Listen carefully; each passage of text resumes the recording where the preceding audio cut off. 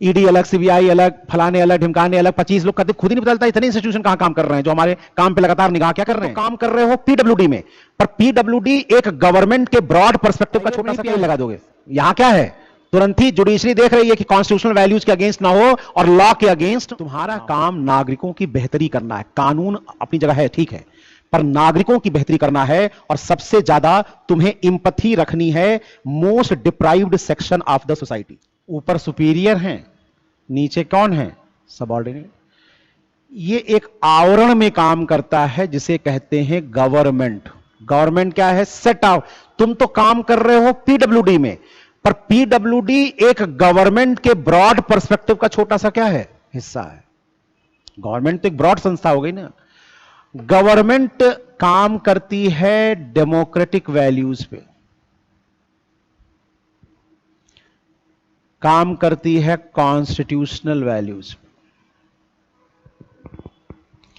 और constitutional values को काम करने के लिए एक संस्था लगातार तुम पे निगाह बनाए हुए, वो क्या है, जुडिशरी। जहां नहीं करोगे जाके पीआईएल लगा देंगे। बीएसए साहब ने कोई गलती की तो जाके एक पीआईएल लगा दिया कि शिक्षा, प्राइवेट में नहीं पीआईएल लगा दोगे।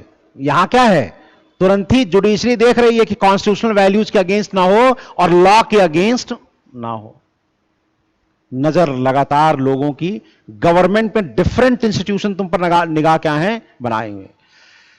और जुडिशरी के अलावा ढेर सारी विजिलेंस एजेंसियां भी लगी हुई हैं जो आपके काम को लगातार अच्छे और बुरे के सेंस में क्या कर रही हैं, देख रही हैं लगातार। प्राइवेट में नहीं था इतना विजिलेंस। ईडी अलग, सीबीआई अलग, फलाने अलग, ढिमकाने अलग, 25 लोग करते, खुद ही नहीं पता चलता इतने इंस्टीट्यूशन कहां काम कर रहे हैं जो हमारे काम पे लगातार निगाह क्या कर रहे हैं, बनाए हुए। तो बाहर काम कर रहा है कौन, गवर्नमेंट। इस गवर्नमेंट के बाहर एक लेयर और है, लेयर बहुत है यहां। एक लेयर गवर्नमेंट का हो गया, इस लगातार नजर पे क्या है, आप बने हुए हैं। बाहर है पॉलिटिकल पार्टीज, तुरंत धरना प्रदर्शन पे बैठ गए, विपक्षी है कि नहीं। एक गलती डीएम साहब ने की, अच्छा सीओ साहब ने किसी को निकाल दिया, कोई धरना प्रदर्शन नहीं करेगा। एक बार डीएम साहब किसी एसडीएम को बोल दे बस, और एसडीएम साहब किसी कास्ट के निकल आए, एसडीएम साहब चुप हैं, उनके लिए कैंपेन शुरू हो गया है, डीएम का जातिवादी है, धर्मवादी है। ये चीज प्राइवेट सेक्टर में नहीं थी। तो पॉलिटिकल पार्टीज हैं, 24/7 क्या है, मीडिया। और पहले तो ये मीडिया थी, आजकल एक न्यू मीडिया आ गया है जिसको आप सोशल मीडिया कहते हैं। डब्बू, ननकऊ सब इसमें क्या है, रिपोर्टर हैं। और हर आदमी अब सवाल उठाने के लिए, क्या अच्छी बात भी है, सवाल उठाना डेमोक्रेसी का क्या है, पर लगातार आप सुपरविजन में हैं। मतलब ये नहीं कि आप लगातार क्या हैं, सुपरविजन में हैं। तो मीडिया है, पॉलिटिकल पार्टीज है, सिविल सोसाइटी है। आपके पेपर 2 में सिलेबस में भी ये देखिए, सिविल सोसाइटी में आपने पढ़ा होगा, एनजीओ हैं, एसएचजी हैं, सेल्फ हेल्प ग्रुप, इस तरह के भी लोग हैं, लगातार पार्टिसिपेशन आपके क्या हैं, बनाए हुए हैं। और इंटरनेशनल इंस्टीट्यूशन भी हैं, जैसे भारत सरकार की ज्यादातर परियोजनाएं वर्ल्ड बैंक या एडीबी, एशियन डेवलपमेंट बैंक के सहयोग से चलाई। मनरेगा, एड्स कार्यक्रम, मलेरिया कार्यक्रम, ये वर्ल्ड बैंक के सहयोग से ही क्या हो रही हैं, चल रही हैं। तो भी उसमें क्या है, इन्वॉल्व है, आपकी सुपरविजन क्या कर रही हैं, कर रही हैं। तो आपके बाहर एक ढेर सारा संस्थाएं क्या कर रही हैं, काम कर रही हैं। ऐसे में एक्स को कैसा होना चाहिए, इसके लिए 2 मॉडल हैं एडमिनिस्ट्रेशन के। एक को कहते हैं वेबेरियन मॉडल,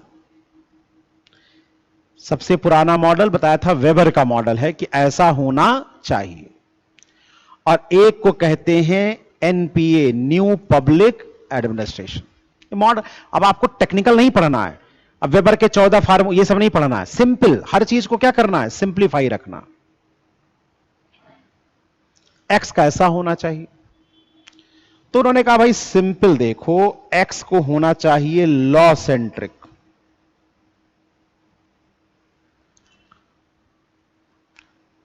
एक्स को सिंपल लॉ के अकॉर्डिंग टू लॉ,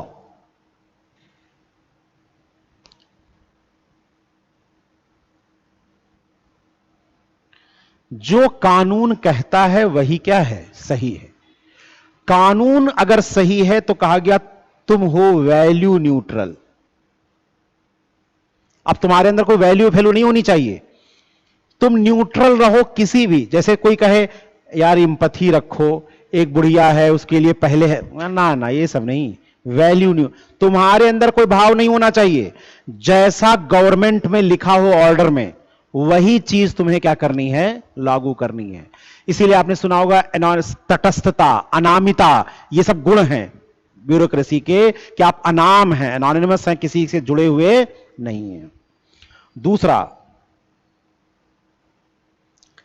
इनसे कहा गया आपको सिर्फ निभानी है ड्यूटी, और ड्यूटी आती है आपके कोड ऑफ कंडक्ट से। हर पद के साथ ड्यूटी डिफाइन है, तो उतना ही करो जितना लिखा हुआ है। जो ड्यूटी आपको दी जाए उसके अनुसार आपको क्या करना है, काम करना। और 2 ईज के फार्मूले याद रखने हैं, दक्षता पूर्ण करो एफिशिएंसी, और इकोनॉमिक कॉस्ट इफेक्टिव करो। परिणाम क्या आएगा तुम्हारे हाथ में नहीं है, तुम्हारा काम परिणाम चेक करना नहीं है।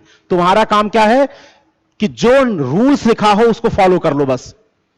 रिजल्ट क्या आएगा वो तुम्हारे हाथ में नहीं है। गरीबी शिक्षा के लिए 1000 करोड़ रुपया खर्च किया गया, तो शिक्षा पे 1000 करोड़ रुपया जहां जहां लिखा था वहां खर्च कर दो। उससे शिक्षा बढ़ेगी कि नहीं बढ़ेगी तुम्हारा काम नहीं। एनपीए कहता है सिटीजन सेंट्रिक।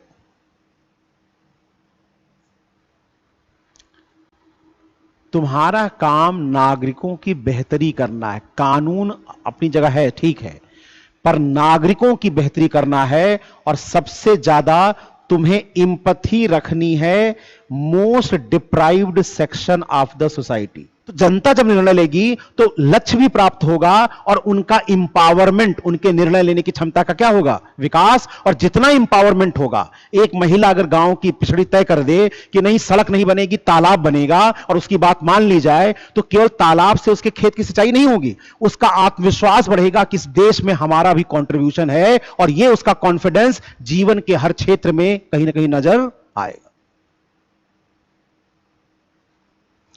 वंचित तबका है जो समाज का सबसे पिछड़ा और वंचित तबका है, उसके लिए तुम्हें अपनी भावनाएं रखनी है।